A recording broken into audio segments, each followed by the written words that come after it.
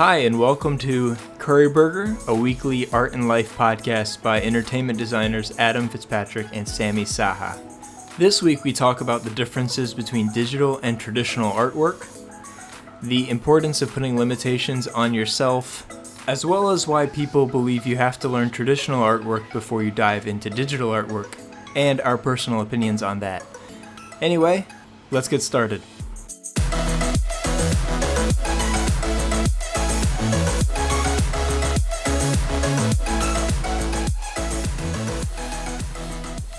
What do you think about the presence of traditional background to be an artist? Like sometimes I hear, and I've not sometimes I've heard a lot of times people that they're like, "Oh, you need to be traditionally trained to be a good artist. Like you need to have like wash paintings, the figurative drawings in like traditional medium pencil and charcoal, and then you switch to digital. It's much easier." What's your views on that? Because nowadays I feel like I've met many people, those who don't go to art schools, they do like digital stuff on, and obviously I'm not don't like blow me off. I understand you can do whatever you do in traditional, you can do them in digital. Yeah. But I don't know why sometimes people make it sound like feeling the paint, mixing the two paints is very important to understand. Then you mix paint in Photoshop.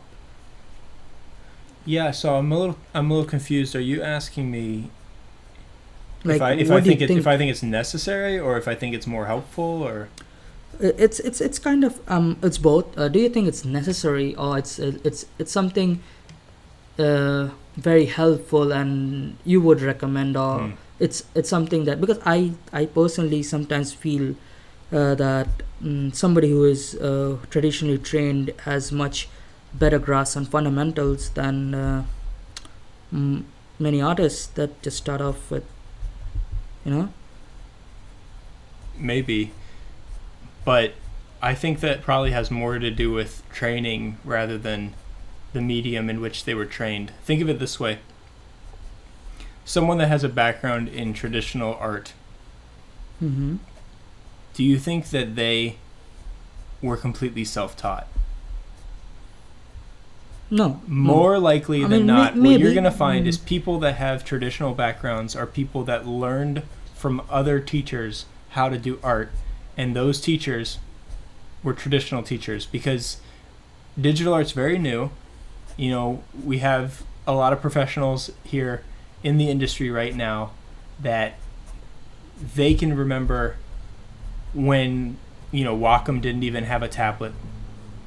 So most teachers of art, especially on a high school level, let's say, are gonna be teaching traditionally. Like I don't think any school in the States, at least not the majority of schools in any way, teaches art digitally.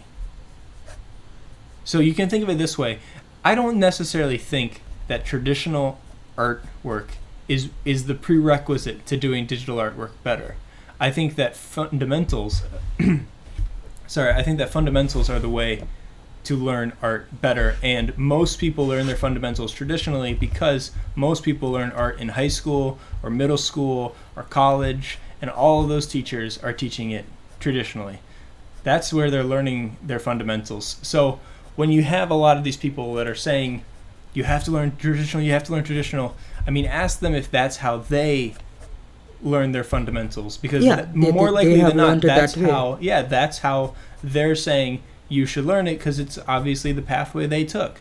But I'm not necessarily convinced that that's the important thing.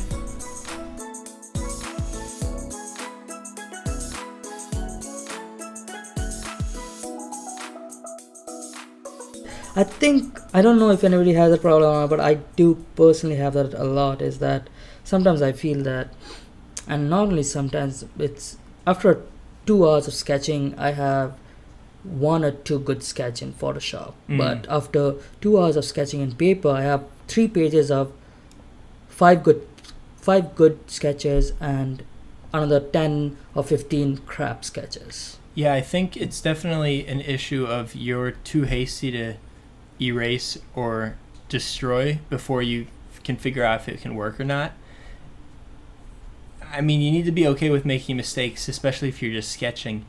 So yeah, I would destroy Control Z. Don't make it something that's easy to use. And secondly, I used to have the problem too where I would almost Control Z every line that I did unless it was just perfect, in my mind. Yeah, And I get that. I changed my pattern because I made it so that I wasn't allowed to use Control Z, but I could use the eraser if I wanted to. So when I made it so that I could use the eraser if I wanted to, it made me more mindful of how often I was just like drawing, erasing, and you just develop a pattern of just realizing it's enough, realizing that it's close enough, realizing that what you're drawing is okay, and it's something that you can live with and move forward, because one line that's a little bit wrong will not ruin everything. So Okay. that's a big reason, obviously, why sketching traditionally helps, but you need to be able to make your mindset when you're sketching digitally the same, because there are going to be moments where you're drawing digitally and you need to be able to have that same confidence that you do. That was episode 12 of Curry Burger. As always, email us or send us a message on Facebook if you have any questions you'd want us to discuss, and subscribe for more content if you enjoyed it. Have a great day and good luck with your own projects.